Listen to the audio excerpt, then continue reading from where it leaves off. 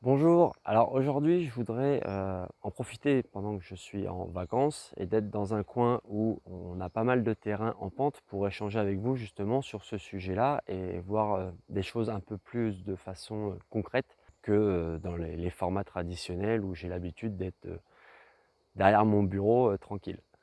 Allez, c'est parti.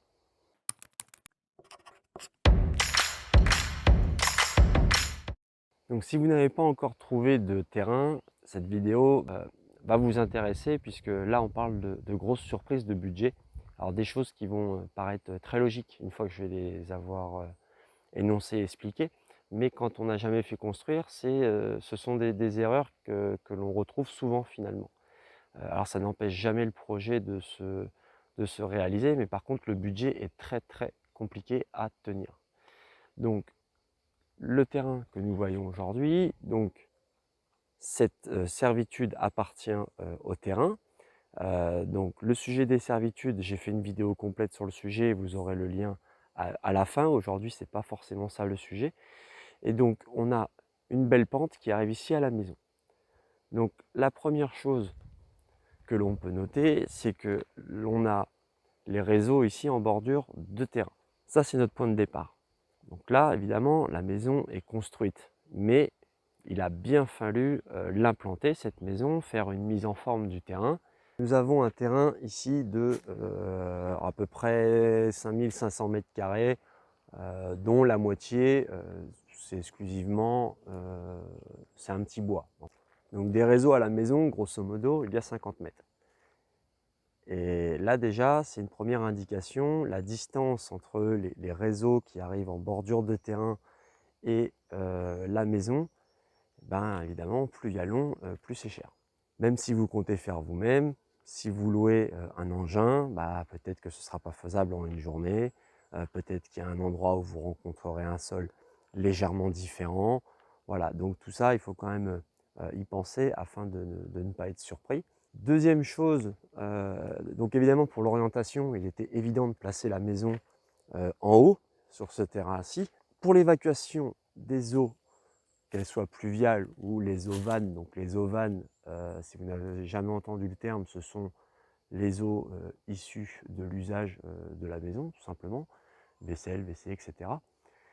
Et donc ici, on va avoir une station de relevage, parce que donc de la maison à cette station, il n'y a pas de souci, hein, évidemment, l'écoulement est parfait, la gravité fait le boulot, mais évidemment, mais ce qu'il faut regarder aux alentours, je vais descendre un peu pour que vous vous rendiez mieux compte.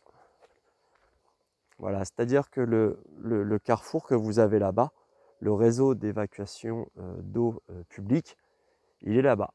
Donc, ça descend jusqu'ici. Et donc, évidemment, il faut bien une station pour renvoyer tout ce petit monde au réseau public. Donc ça, c'est pareil. Au niveau des pentes, ne regardez pas que votre terrain. Regardez bien les alentours et on essaye de voir où sont les réseaux. Donc en lotissement, c'est rare quand on a le cas, c'est souvent étudié par le lotisseur quand il fait le permis d'aménager. Les maisons sont toujours légèrement surélevées.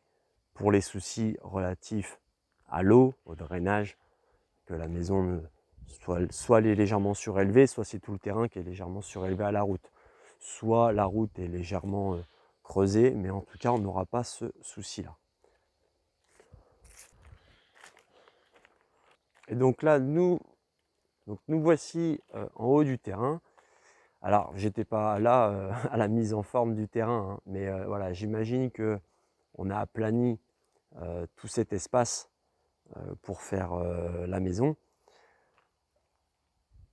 Donc, vous voyez, on a quand même un bout de jardin qui est relativement plat, de quoi en profiter.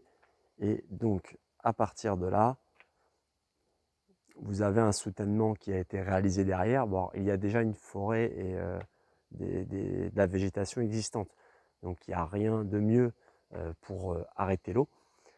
Après, ça peut être de l'enrochement, ça peut être un mur maçonné, ça peut être plein de choses. Mais ça, c'est pareil, si c'est nécessaire à la réalisation d'un projet, il est évident que ça fait quelques milliers d'euros de plus-value. Donc ça dépend de la longueur, ça dépend de la profondeur, ça dépend du terrain pour les fondations si on est sur de la maçonnerie. Mais pour vos visites de terrain, il faut absolument que vous preniez ces critères-là. Ouais, vous avez vu, ce n'est pas très compliqué à définir, mais si vous voyez plusieurs terrains, ça pourra forcément impacter votre choix. Donc voilà, c'est tout ce que je voulais vous partager aujourd'hui. Comme je vous ai dit en début, je vais vous laisser 2 liens à la fin de la vidéo. Un lien pour les servitudes et droits de passage, ça c'est important aussi à noter pour vos visites. Et une autre vidéo aussi sur viabilisation et raccordement. Bien faire le distinguo entre les deux, c'est important.